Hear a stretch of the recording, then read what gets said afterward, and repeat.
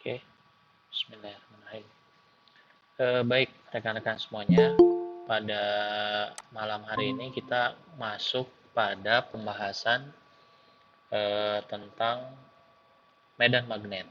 Tentang medan magnet. Namun sebelumnya, saya ingin membahas dahulu pembahasan yang tidak kalah penting pada pertemuan yang lalu di pertemuan ke-6 tentang arus listrik. Namun sebelum dimulai, mungkin ada hal-hal yang ingin ditanyakan terkait arus listrik sambil kita apa namanya sambil kita review kembali dari Mas Wandika tentang arus listrik, Mas Yogi, Mas Kiki, Mas Aulia Bahar.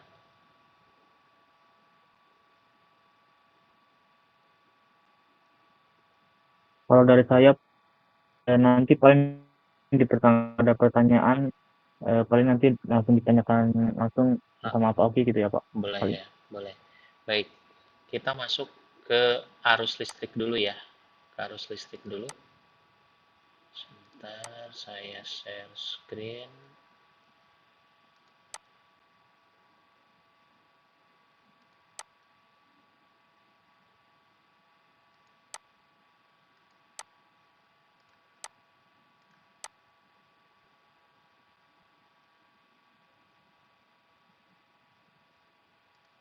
Muncul?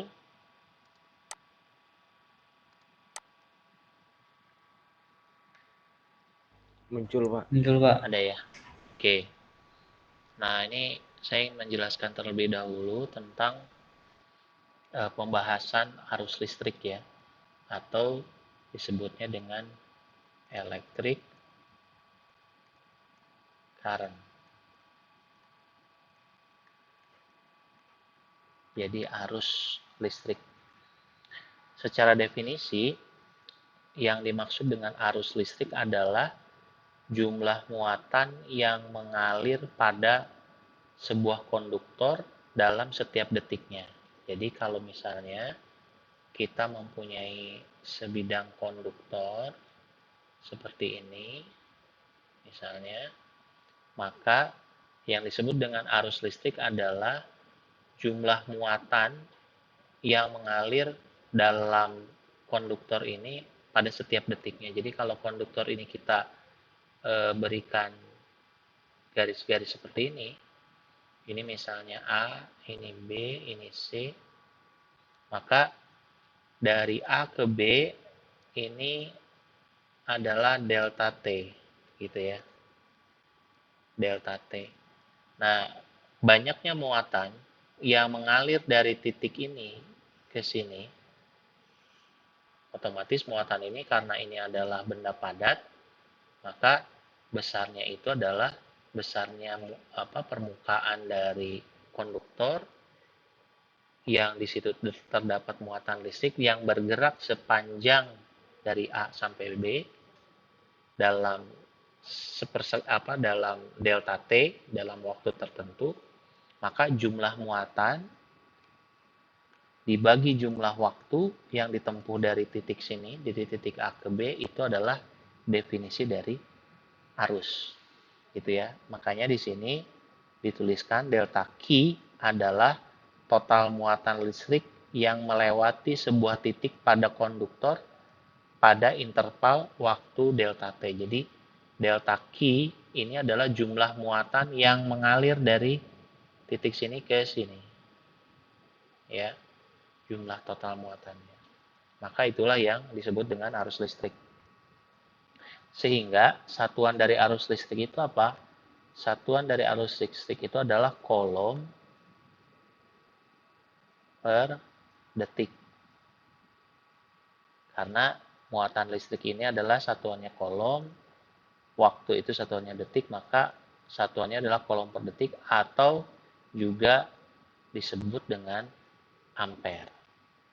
Ampere ini adalah nama seorang fisikawan Prancis yang namanya André Ampere, gitu ya. Seperti itu. Nah, muatan listrik yang bergerak dari satu titik ke titik yang lain, dari titik sini ke titik sini misalnya, itu didorong oleh medan listrik dan juga didorong oleh potensial listrik. Ya, yang paling gampang potensial listrik itu adalah baterai. Di sini. Sebentar, ada yang masuk ya.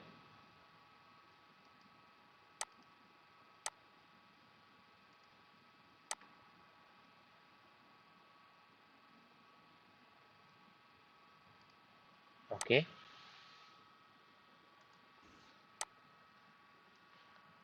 Nah, bergeraknya satu muatan listrik dari titik A ke titik B ini dikarenakan adanya beda tegangan dari titik A dan titik B yang kita sebut dengan voltage, gitu ya, atau beda tegangan. Nah, untuk menghasilkan beda tegangan atau potensial listrik itu salah satunya dengan diberikan sumber tegangan, misalnya baterai. Nah, kita ke sebelah sini dulu. Arus adalah aliran muatan listrik. Ya, arus adalah aliran muatan listrik.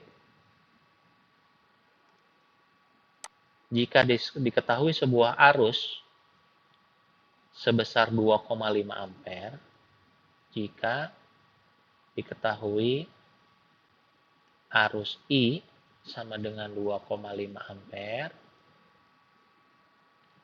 pada sebuah konduktor dalam sirkuit tertutup selama 4 menit, diketahui T-nya adalah 4 menit. 4 menit artinya berapa detik? Artinya adalah 4 kali 60 atau 240 detik, second. Berapakah jumlah muatan listrik pada rangkaian tersebut? Jadi misalnya kita punya, ada yang masuk lagi. Oke. Jadi misalnya kita punya konduktor yang dialirkan arus 2,5 ampere selama 4 menit atau 240 detik, maka kita bisa menghitung jumlah muatan yang mengalirnya. Karena kita tahu tadi arus adalah jumlah muatan dibagi dengan waktu. Arusnya sudah diketahui, yang dicari muatannya berarti muatan adalah arus dikalikan dengan waktu. Gitu ya. Maka jika arus dikalikan dengan waktu, ini adalah 2,5 ampere dikalikan 240. Maka didapatkanlah 600 coulomb. 600 coulomb. 600 coulomb. Artinya jumlah muatan listrik yang mengalir dari titik A ke titik B selama 4 menit atau dari dia berupa tadi konduktor dalam sirkuit tertutup, berarti jumlah muatannya adalah sekitar 600 coulomb. 600 coulomb. Pertanyaan berikutnya, berapa jumlah elektronnya? Berapa jumlah elektronnya dari rangkaian tersebut? Kalau kita sudah mengetahui Q 600 coulomb, maka kita tahu bahwa satu elektron itu sama dengan 1,6 kali 10 pangkat minus 19 coulomb per elektron. Gitu ya. Karenanya untuk mendapatkan satu elektron kita membaginya Q dibagi dengan E. Maka kita dapatkan Q-nya tadi 600 coulomb, elektronnya adalah 1 dikali 10 pangkat minus 19, maka ini dihasilkan adalah 3,8 dikali 10 pangkat 21, ini ya, 21 elektron. Nah, ini jumlah elektron yang ada pada rangkaian ini.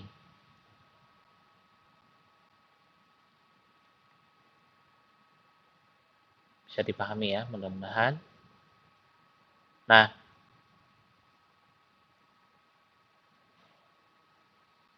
kita pindah ke sebelah kiri lagi. Arus listrik dikatakan mengalir. Saya perbesar.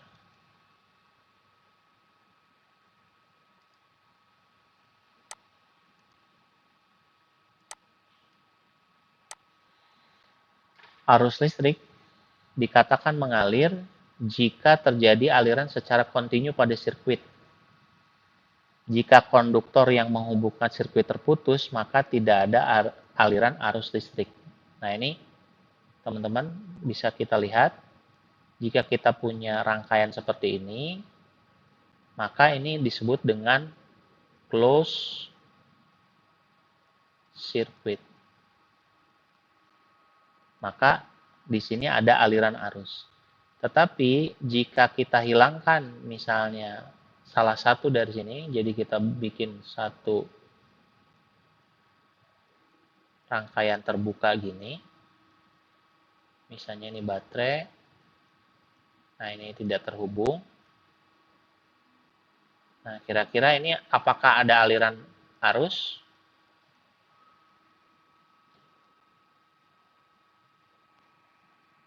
Apakah ada aliran arus? Teman-teman?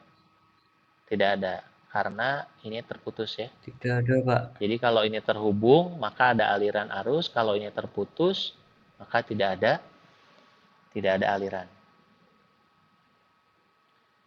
Nah, misal jika kita memiliki rangkaian seperti di atas, ini maksudnya ini, arus listrik ini mengalir dari titik A ke titik B melalui sebuah lampu. Ini lampu ya. Muatan listrik yang dialirkan pada setiap detiknya oleh baterai akan melalui lampu. Ini dia. Dari sini, masuk sini, keluar sini, terus seperti itu. Nah, dan menghasilkan cahaya dan panas. Lampu itu menghasilkan cahaya dan panas. Sehingga muatan listrik itu akan hilang karena disipasi daya di sini ada panas dan muatan. Sampai dengan potensial listrik pada baterai habis, maka aliran arus pun pada konduktor pun berhenti. Jadi ketika potensial listriknya berkurang, maka tidak ada lagi yang bisa mendorong arus. Gitu ya. Karena arus itu dihasilkan dari potensial listrik. Nah, kalau potensial listriknya ini tidak ada, maka tidak bisa mengalirkan arus. Kita bergeser ke kiri. Bisa dipahami? Bagi teman-teman yang mungkin dari STM mungkin harusnya, atau dari yang ngambil teman-teman di SMA di belajar fisika juga pasti membahas ini ya. Perhatikan gambar berikut ini.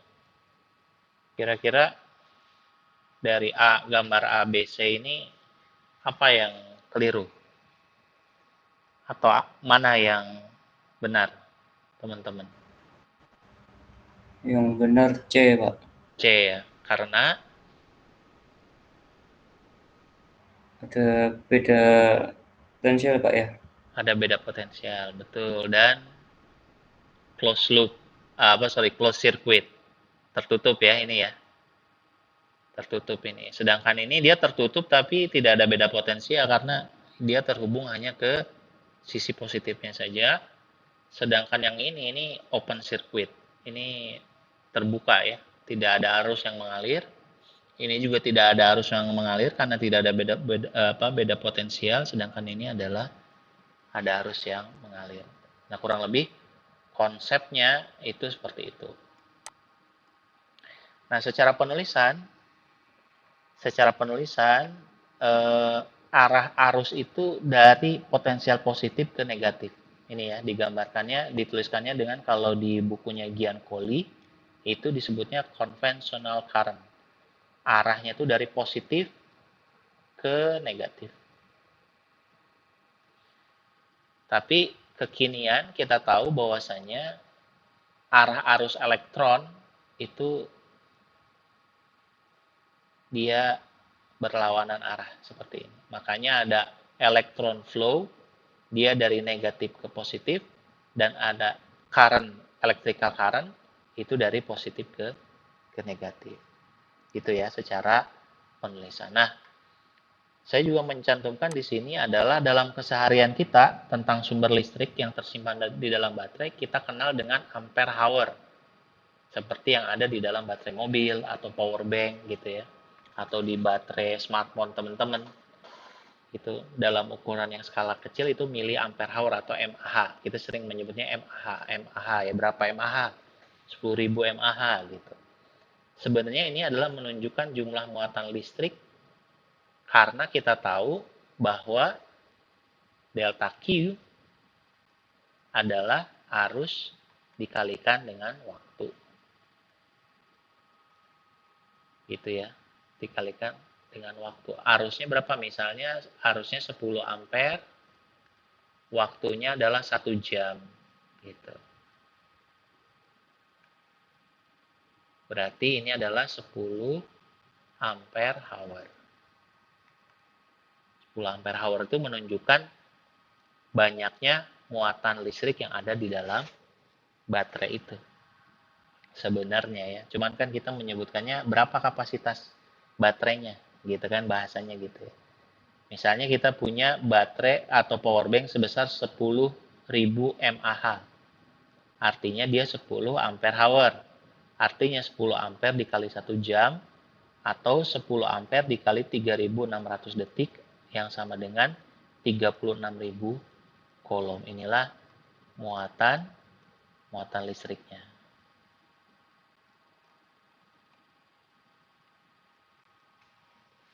Oke. Sampai sini ada pertanyaan dulu?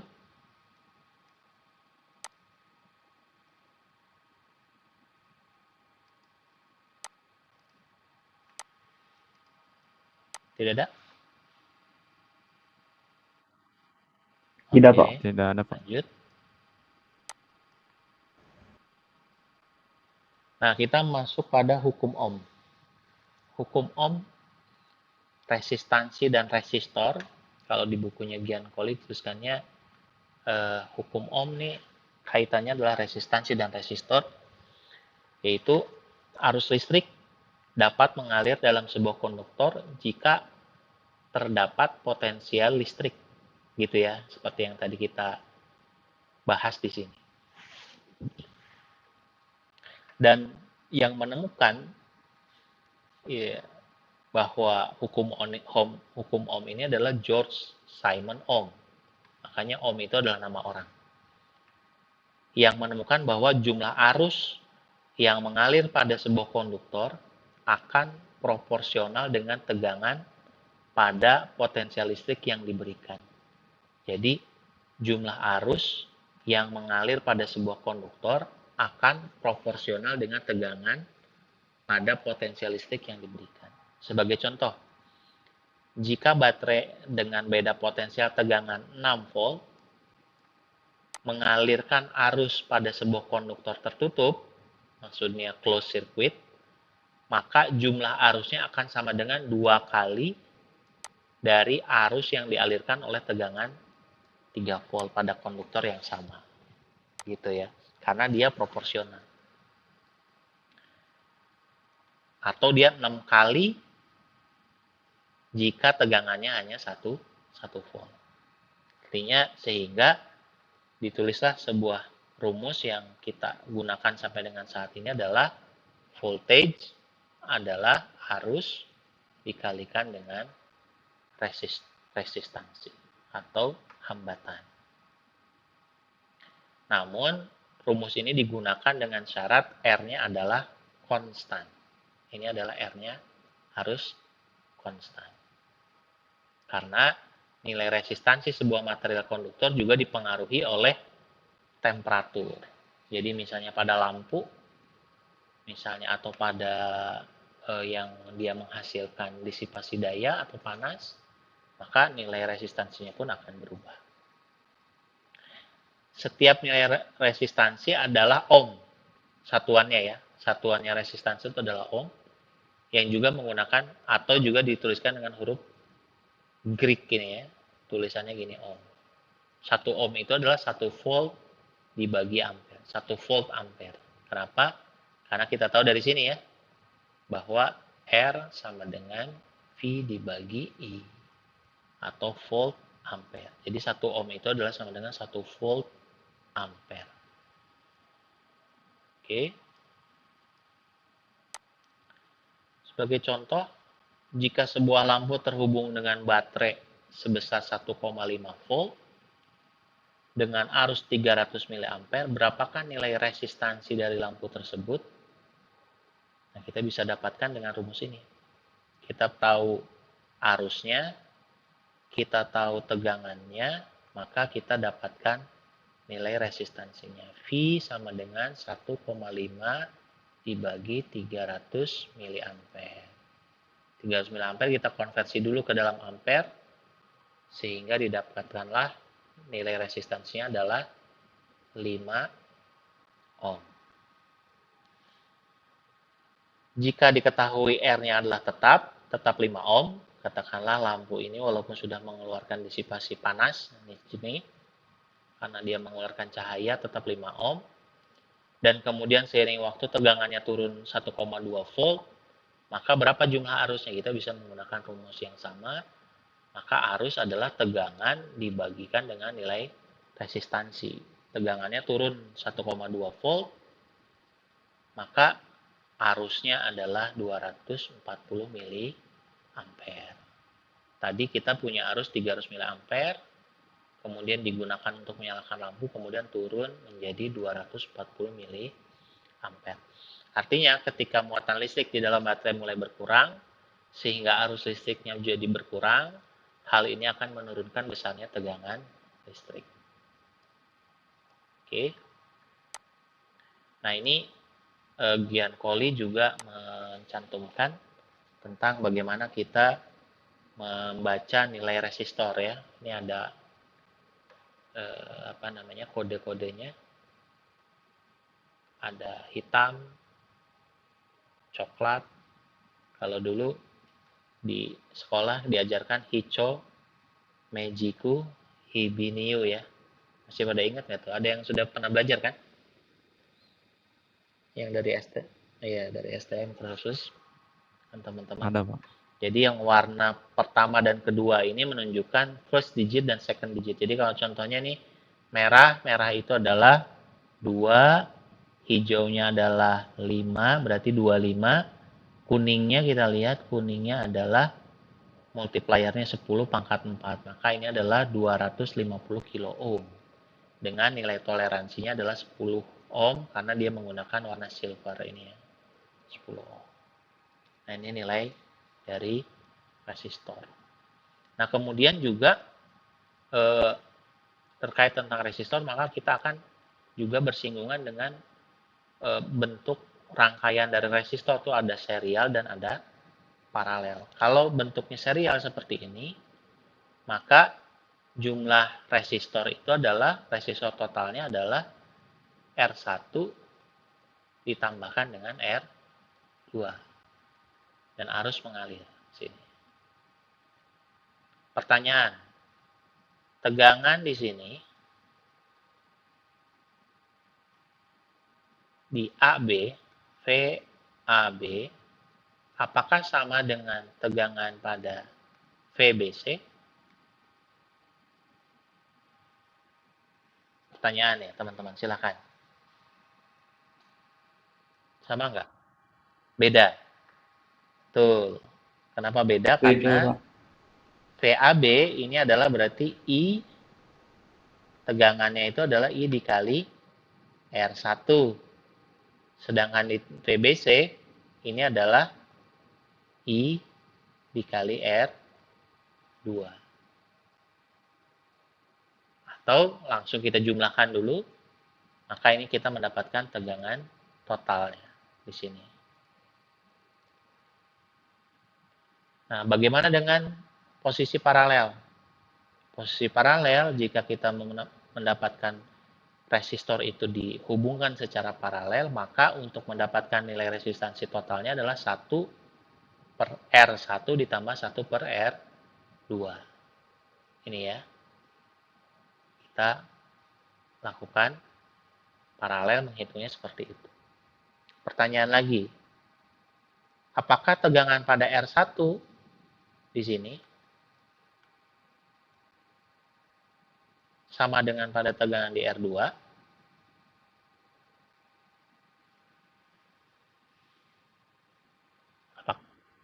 Sama ya, sama karena sama-sama satu Sama, titik Pak. nih di sini, VAB. Sama. Yang berbeda apa?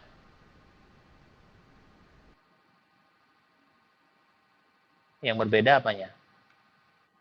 Arusnya.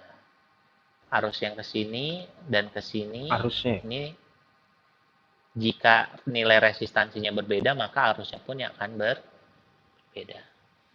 Oke. Nah, itu terkait tentang arus listrik dan resistor ya. Seperti itu. Ada pertanyaan dulu sebelum kita lanjut ke medan magnet?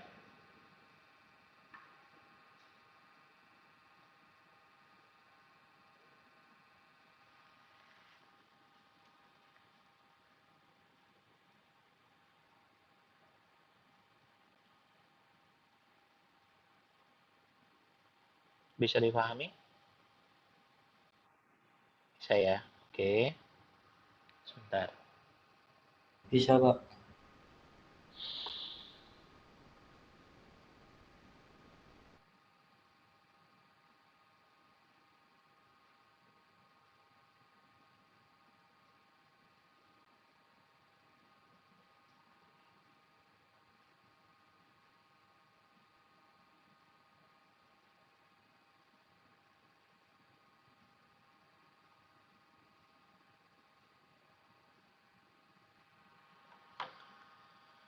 Oke, kita lanjut ke medan listrik.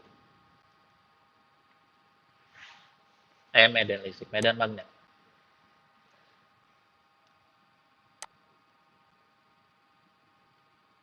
Saya perbesar. Seperti kita tahu, magnet itu ditemukan ribuan tahun yang lalu, di mana ditemukan sebuah batu di daerah kecil Asia yang dikenal dengan Magnesia, yang kemudian kata magnet itu juga berasal dari kata ini, di mana batu tersebut dapat menarik satu dengan yang lainnya. Dan pada abad ke-19 kemudian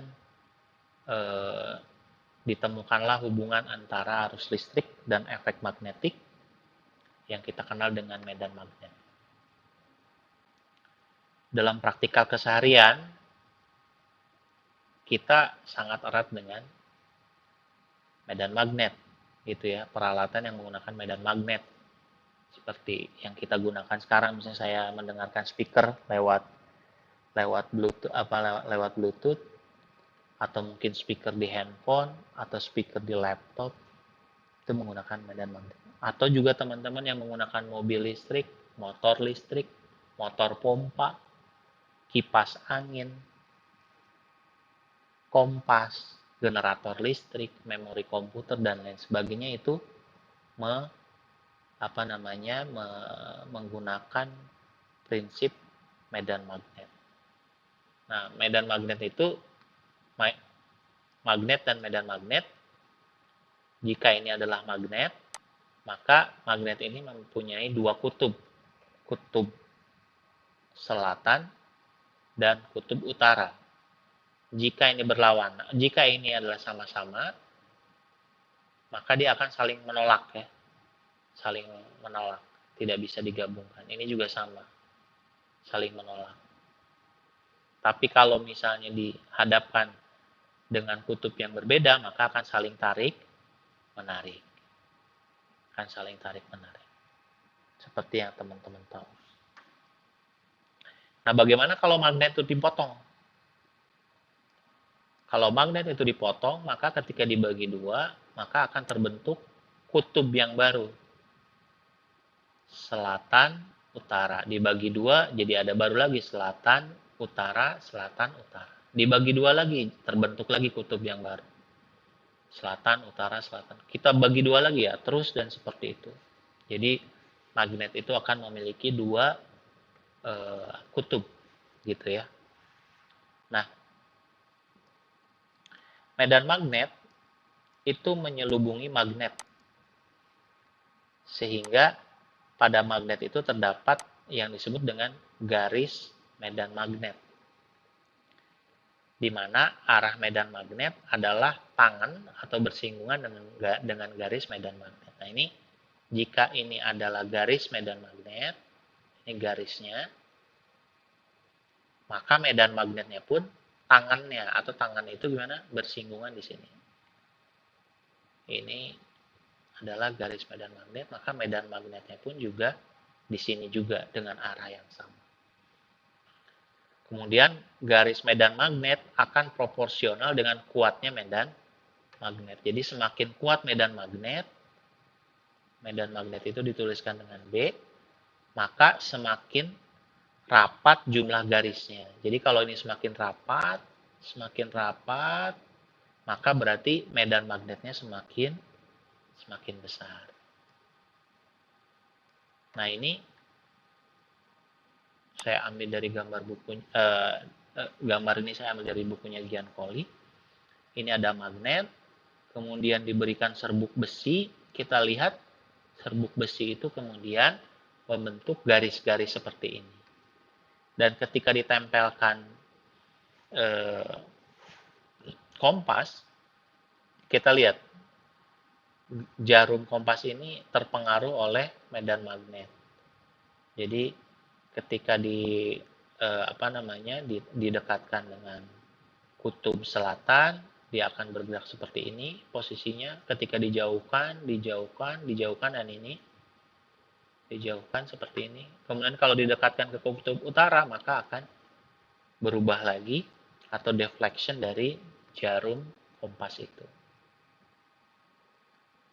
Nah, ini terkait tentang magnet dan medan magnet.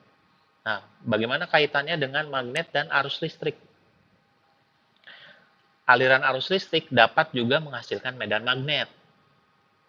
Adalah Hans Christian Ørsted yang menemukan bahwa jika sebuah kompas didekatkan pada kawat yang dialiri arus listrik, jarum kompas itu akan bergerak. Ini gambarnya nih, di sebelah sini ya.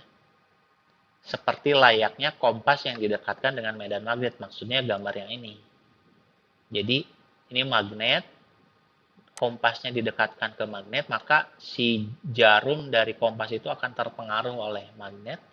Begitu pula juga ini jika kawat ini dialiri arus listrik dan didekatkan kompas kepada kawat ini yang dialiri arus ini, maka dia akan deflection ini. Jarumnya ini akan deflection. Kita lihat perubahannya jika disimpan di sini, di sini akan deflection. Dan jika pun diberikan serbuk besi, maka akan terbentuk garis-garis seperti ini juga gitu ya. Mirip, sama gitu, sama.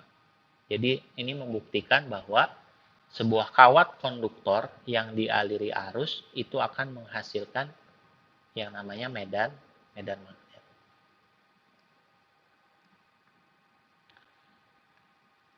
Nah, ini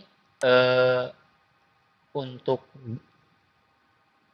kawat yang dialiri oleh arus listrik ini, dia akan menghasilkan medan magnet seperti ini arahnya, menggunakan aturan tangan kanan. Jadi caranya adalah kita lihat arah arusnya, dan kita sejajarkan jempol kita dengan arah arusnya, dan kita genggam kawatnya, maka ini adalah arah dari medan magnet. Gitu ya. Ini adalah mengikuti aturan tangan kanan. Seperti itu. Nah, bagaimana kalau kawatnya berupa loop tertutup seperti ini? Ya sama saja. Kita lihat arah arusnya ini ke sini, maka berarti medan magnetnya adalah sini ya. Mengikuti sama dengan bentuk tangan kita, tangan kanan kita. Jadi ini arus, ini medan magnet. Jadi kalau kita gambarkan lebih lengkapnya, maka akan menjadi seperti ini. Ini arusnya, maka ini medan magnetnya. Dan medan magnet itu dia akan tertutup ya sebenarnya. Nah ini sebenarnya medan magnet ini berbeda dengan medan listrik. Medan magnetnya dia akan tertutup di sini terus. Gitu ya, akan tertutup seperti itu. Bukan seperti medan listrik yang dia bergerak dari positif ke negatif, tapi kalau medan magnet itu akan tertutup. Dia akan berputar seperti ini. Kita lihat. Oke.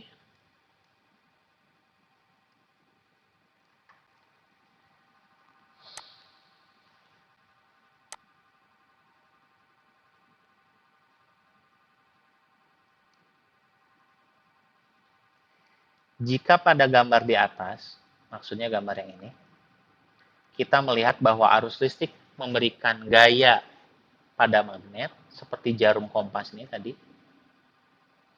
Jadi si kawat yang dialiri arus itu memberikan gaya, dia mengganggu magnet pada kompas. Nah, yang menjadi pertanyaan adalah kebalikannya apa yang terjadi jika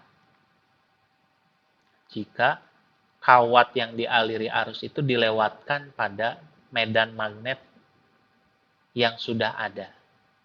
Seperti ini. Ini ada magnet, otomatis di sini ada medan magnetnya. Nah, bagaimana kalau kawat yang dialiri arus ini dilewatkan pada medan magnet? Nah, eksperimen dari Oersted mengkonfirmasi bahwa magnet memberikan gaya pada kawat yang membawa arus. Gitu ya, yang membawa arus ini. Jadi akan terdapat gaya. Kita lihat jika medan magnetnya dari utara ke selatan seperti ini, utara ke selatan, kemudian dialirkan arus pada kawat ini, arah arusnya seperti ini, maka gayanya kemana? Gayanya ke bawah. Ini menggunakan aturan tangan kanan juga. Caranya kita arahkan, di sini ada nih, sebelah sini, nah ini, aturan tangan kanannya nih, kita arahkan dulu jari-jari telunjuk, jari tengah, jari manis, dan kelingking kita searah dengan arus, kemudian kita belokkan sesuai dengan medan magnetnya, maka jempol kita adalah gayanya. Nah, kalau rekan-rekan bisa melihat saya, ini tangan saya kelihatan? Ya. Jadi kalau arah arusnya ke sana, gitu kan ya, arah arusnya ke sana, kalau seperti di Kelihatan, gambar ya. Pak. Kelihatan, Pak. Kemudian medan magnetnya ke ke kiri apa ke kanan? Kalau digambar. Kalau digambar tuh ke kiri apa ke kanan? Ini saya jari telunjuk tengah, jari manis kelingking saya menunjukkan arah arus sana ya. Nah ini kalau lihat di gambar, medan magnetnya itu arah jarumnya tuh ke kanan ya. Sedangkan jari kita nih udah nggak bisa nih ke kanan nih, ya kan? Maka kita balik, arah arusnya ke sana, kemudian, nah ini kita balik seperti ini, maka ini adalah gayanya ke bawah. Bisa dipahami? Kira-kira bisa dipahami teman-teman? Bisa ya? Oke. Kita lihat gambar yang sebelahnya yang B. Bisa. Coba. Arah arusnya ke sini. Arah arusnya ke sini. Kemudian arah dari medan magnetnya ke sini ya, dibelokkan. Lihat. Maka jempol kita adalah gayanya. Seperti itu. Nanti rekan-rekan coba dicoba direka-reka, dibayangkan kalau ini arus, kemudian kita belokkan ini adalah medan magnet, maka ini adalah gayanya. Inilah yang juga berlaku pada prinsip-prinsip pada kipas angin, pada motor listrik, ya kan? Adalah gaya yang dihasilkan oleh adanya medan magnet dan aliran listrik seperti itu. Jadi kenapa kipas angin bisa berputar seperti itu? Kira-kira kenapa?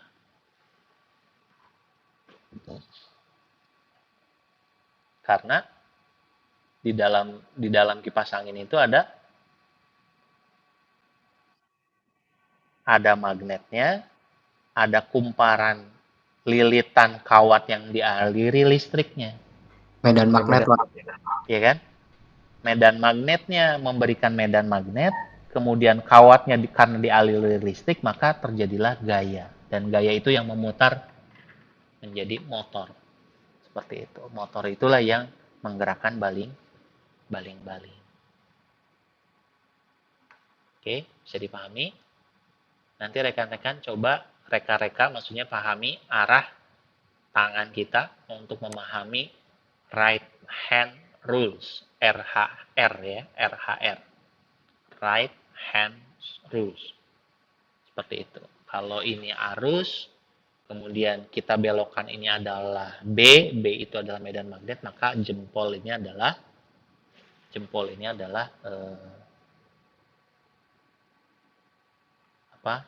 gayanya.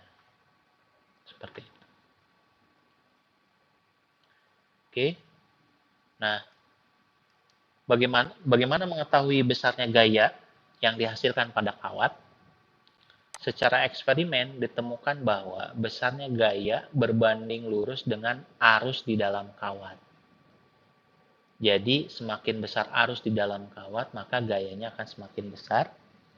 Jika semakin kecil arus di dalam kawat, maka gayanya akan semakin kecil, gitu ya. Nah, pada gambar ini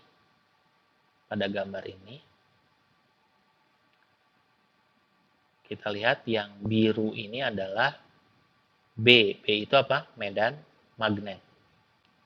Dan ini adalah kawat. Kawat yang dialiri oleh arus I. Kawat ini panjangnya L. Seperti itu ya.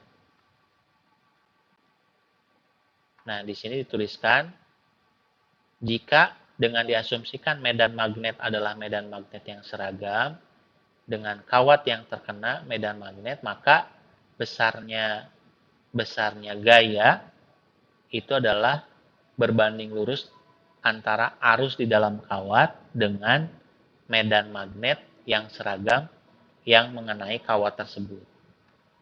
Dan gaya itu tergantung pada sudut antara arah arus dan medan magnet. Ini, theta ini adalah sudut antara arah arus dan medan magnet. Ini medan magnet, ini arah arus, maka ini adalah theta. Nah, besarnya gaya itu tergantung oleh theta. Gitu ya.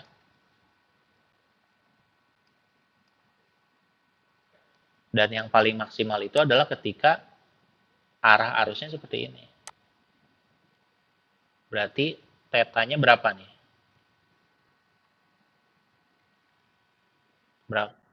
90 derajat. Jadi ketika arus ini adalah tegak lurus dengan medan magnet, maka 90, akan Pak. mendapatkan gaya yang maksimal.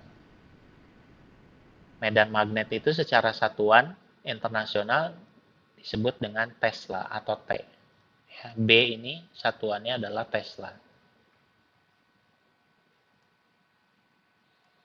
Nah, ini gaya ini adalah F sama dengan I arus, L panjang kawat, B besarnya medan magnet dikalikan dengan sinus theta. Theta ini adalah sudut antara arah arus dengan arah medan magnet. Dan yang paling maksimal itu adalah yang tegak lurus, yang tetanya adalah 90. Kenapa? Karena sin 90 derajat adalah 1.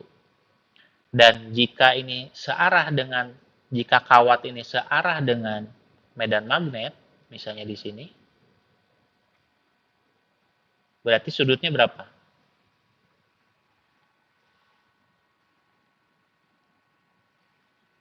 Misalnya ini medan magnet B, arahnya seperti ini. Kemudian ada kawat di sini, dialiri arus I. Sudut antara aliran arus di kawat dan sudut dengan medan magnet berapa derajat?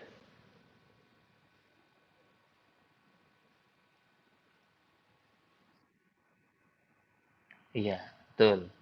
0 atau 180. Dan sinus 0 dan sinus 180 itu sama dengan 180 kan, Pak? Jadi, kalau kita simpan kawat dengan aliran arus listrik I searah dengan medan magnet, maka tidak akan ada gaya atau F sama dengan 0.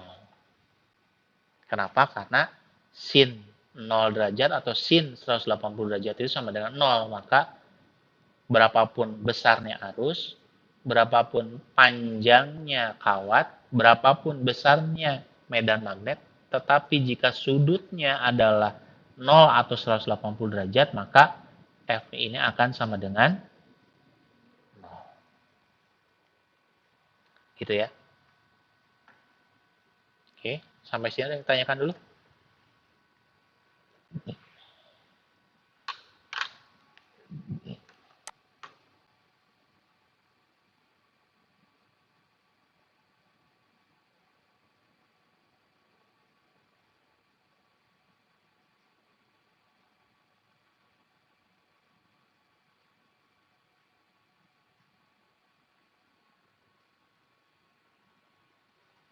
Cukup jelas?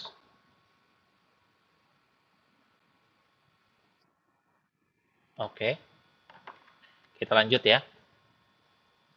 Nah, untuk menggambarkannya di dalam diagram dua dimensi seperti yang teman-teman lihat Masih di cukup jelas, layar Pak. layar laptop teman-teman, maka kita menggunakan eh, penulisan arah medan magnet. Jadi kalau arah medan magnet itu dituliskannya dengan titik, ada bulatannya, bulatan titik, menunjukkan arah medan magnet itu mengarah ke kita, keluar dari layar komputer teman-teman atau HP teman-teman ke kita.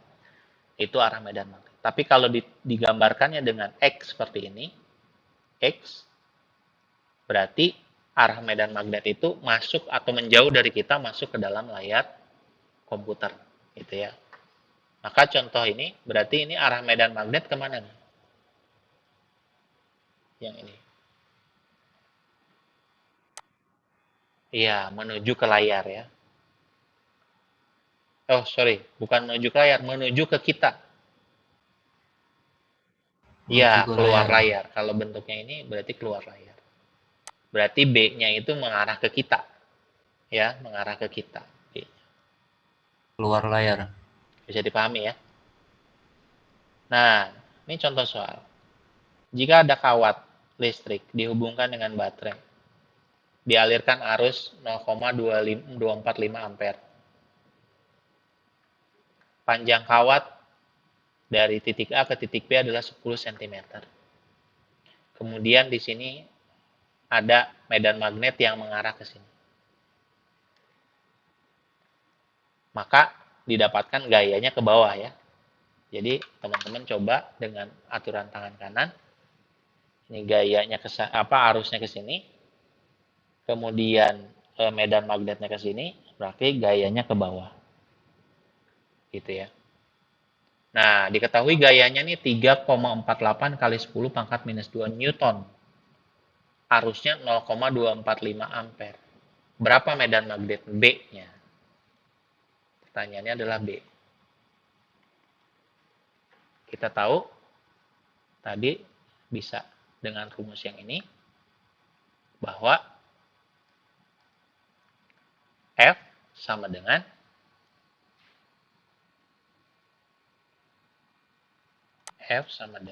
arus dikalikan dengan panjang kawat dikalikan dengan medan magnet dikalikan sinus theta. Yang diketahui adalah F. F-nya 3,48 kali 10 pangkat minus 2 Newton. Diketahui juga ampernya 0,245 ampere.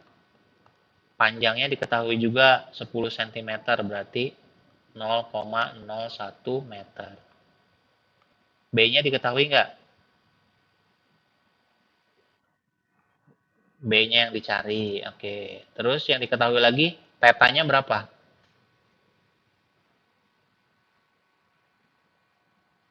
B-nya yang 90 dicari, derajat. Pak. Kenapa 90 derajat?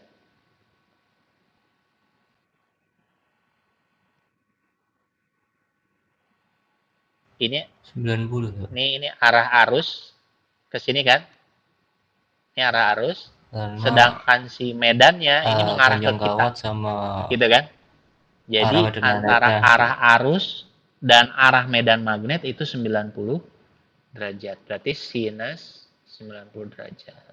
Itu sama dengan 1. Berarti kita bisa cari ya. Ya. 10 cm berapa? Oh iya betul ya 0,1 ya. Sorry, terima kasih. 0,1 meter. 10 cm bukannya 0,1 meter ya, Maka Pak? B sama dengan kita punya F. Berarti B sama dengan F dibagi I dibagi L dibagi sinus. Sinusnya ini kan 1 ya. Itu tinggal hitung berapa nih berarti. 3,48 kali 10 pangkat minus 2 dibagi 0,245 dikali 0,1. Berapa hasilnya?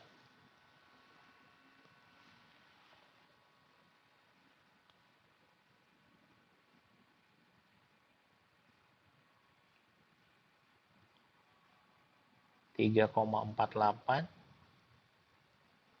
kali 10 pangkat minus 2 berarti berapa tuh? 0,0348 gitu ya. Dibagi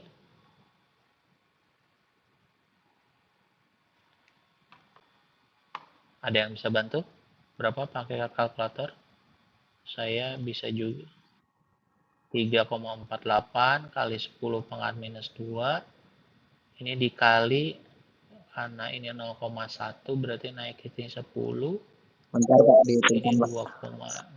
2,245 ini coretnya minus 1 berarti ini 0,348 dibagi 0,245 coba ya benar nggak?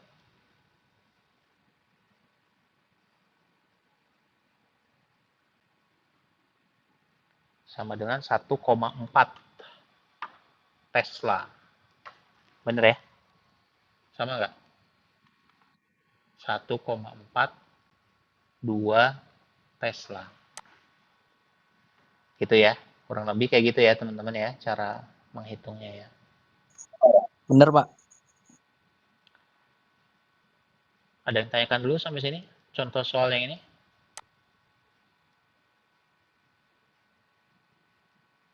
Bisa dipahami ya? Oke. Nah, sekarang bagaimana kalau tadi kan kawat ya? Kalau ini kan kawat yang melewati medan magnet. Ini magnet tapal kuda. Ini ada medan magnetnya yang warna biru dilewatkan kawat yang ada arusnya. Nah, bagaimana kalau yang dilewatkan itu adalah muatan listriknya aja nih? Muatan listriknya aja gimana? muatan listriknya. Maka sebenarnya kita bisa menggunakan pendekatan yang sama dengan rumus yang ini. Arus dikali panjang kawat dikali besarnya medan magnet dikali sinus theta. Arus ini adalah jumlah Q dibagi dengan waktu. Ingat ya, arus itu adalah banyaknya muatan listrik dalam satuan waktu, kan gitu kan. Nah, N itu maksudnya jumlahnya muatan nih, banyaknya muatan. Katakanlah misalnya muatannya 10, Q-nya berapa gitu kan. Nah, dibagi dengan waktu, NQT. Kemudian L adalah kecepatan dikalikan waktu dari muatan. Jadi kalau misalnya saya punya muatan listrik seperti ini, kemudian punya kecepatan katakanlah 1 meter per second dalam 1 detik, berarti panjangnya berapa nih? Panjang lintasannya. Saya punya kecepatan 1 meter per second. Berarti panjangnya dia dalam 1 detik berapa? 1 meter, benar. Makanya ini adalah L, ini adalah I, ini adalah B. Nah, karena ini adalah T ketemu 1 per T, maka ini kita coret. 1 meter, Pak. Didapatkanlah NQ VB sinus theta. N ini kan menunjukkan banyaknya muatan. Nah, kalau untuk satu muatan kita tuliskannya Q VB sin theta. Nah, ini adalah untuk mencari gaya pada muatan yang melintasi medan magnet. Gaya yang paling maksimal adalah yang sinus 90 derajat. Sama seperti tadi ya, kalau sinus 90 derajat kan berarti ini 1 ya, makanya ini adalah Q, V, B. Oke.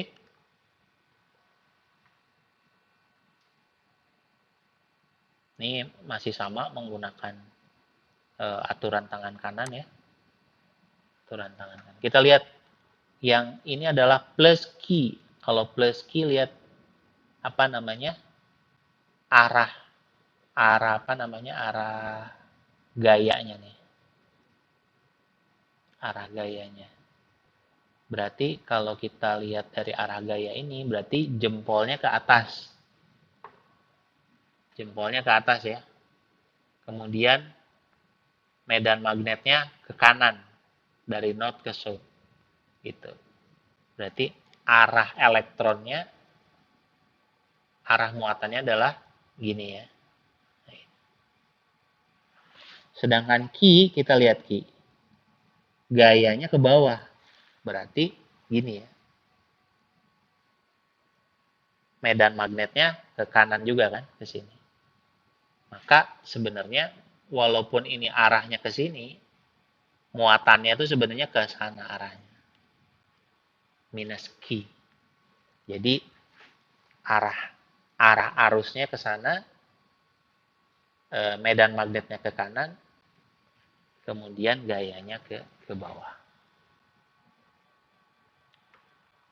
Oke. Contoh soal. Gaya magnet pada proton yang kita cari sini nih. B pada sebuah proton. Medan magnet memberikan gaya ke arah barat. Ini ya. Ini gayanya ke sini.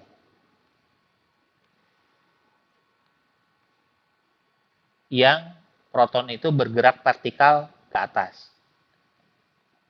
Protonnya bergerak ke atas. Itu. Kemudian ini gambar A ya. Nah, ketika bergerak secara horizontal ke arah utara, maka gaya proton adalah 0. Ini gambar B. Ini kalau ini barat, berarti ini timur ya. Betul ya? Ini east. Berarti utara selatannya mana?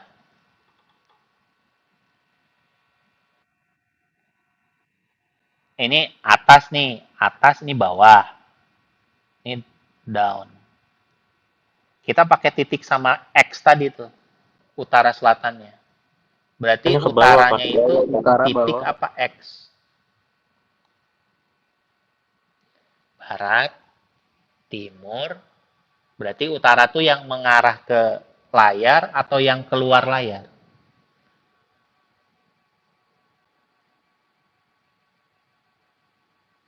Utara tuh yang mengarah ke layar ya. Gitu. Berarti kalau kalau misalnya yang mengarah ke layar itu adalah utara, berarti kalau misalnya proton itu bergerak menuju layar ke arah utara, tidak ada gaya. Artinya proton berjalan searah dengan garis medan magnet. Berarti sinnya sin berapa? Sin 0. Berarti tidak ada gaya ya. Tidak ada gaya. Nah, kalau yang A ini, ada gaya nih. Gayanya ke barat. Sin 0. Sedangkan si Sin proton ini lagi melintas ke atas. Gitu ya. Protonnya lagi melintasnya ke atas, gayanya ke sini. Berarti medan magnetnya adalah ke sana. Medan magnetnya ke sana. Maka coba aja kita masukkan aturan tangan kanan. Berarti kalau kita tahu gayanya ke sini dan kita tahu arah arusnya ke sana, berarti medan magnetnya ke sana, mengarah ke layar ya. Bisa dipahami ya? Ini arah arusnya protonnya lagi mengarah ke atas nih. Gayanya ke barat. Berarti kita tahu medan magnetnya tuh mengarah ke layar ke sana, X. Gitu. Bisa dipahami ya? Nah, ini dituliskan pendekatannya karena gaya pada proton adalah 0 ketika bergerak ke utara, artinya medan magnet harus dalam arah utara selatan. Ya berarti utara nih yang di saya posisi utara, saya posisi selatan, dan layar laptop saya itu adalah utara. Berarti gaya medan magnet itu dari saya menuju ke layar. Gitu ya. Makanya kalau kita yang tadi saya bilang, kalau kita menggunakan gayanya ke barat ke sini, gayanya ke sini, dan kita tahu proton itu sedang melintas ke atas, maka medan magnetnya itu ke sini. Gitu. Nah, ya. Oh, kameranya mati, Masya Allah. Kameranya di saya ada nih. Teman-teman, nggak bisa ngelihat kamera saya? Pak, maaf Pak, kameranya mati. Oh, ada. Oke, oke. Berarti di tempatnya siapa yang mati tadi? Iya, iya, iya, iya. Tempat lain ada Bisa, ya? Pak. Ada, Pak. Bisa, Pak. Oke, Ada. Lihat Pak, bisa Pak. ada ya. Maka berapa B-nya? Nah, kita bisa gunakan Di tempat F. saya mati Pak. Tadi berapa? Gimana caranya F? Kita gunakan rumus ini ya. Oh udah Pak, udah I muncul Pak. V B. B-nya yang kita cari B. Yang kita punya F. Kita punya juga Q. Kita juga punya V. Gitu. Sin-nya berapa sin-nya?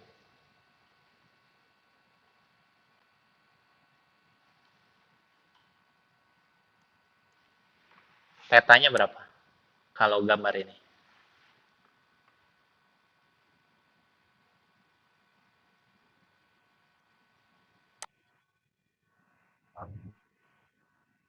Iya. Berarti tetanya berapa? 90 derajat. Berarti sin 90 derajat ini adalah 1 ya. Makanya ini adalah ininya Harusnya ke dikalikan atas, 1. medan magnetnya masuk ke Nah, layar inilah Pak ya. yang kita Berarti bisa 90 derajat dapatkan. bukan? Proton itu 1,6 kali 10 pangkat minus 19. Gitu ya, tinggal berapa nih gayanya. Gitu ya. Kemudian berapa kecepatannya. Tinggal dihitung nanti B. Dalam satuan tes. Oke. Sampai sini yang tanyakan dulu.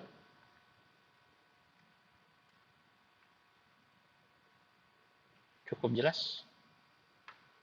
Sampai saya absen.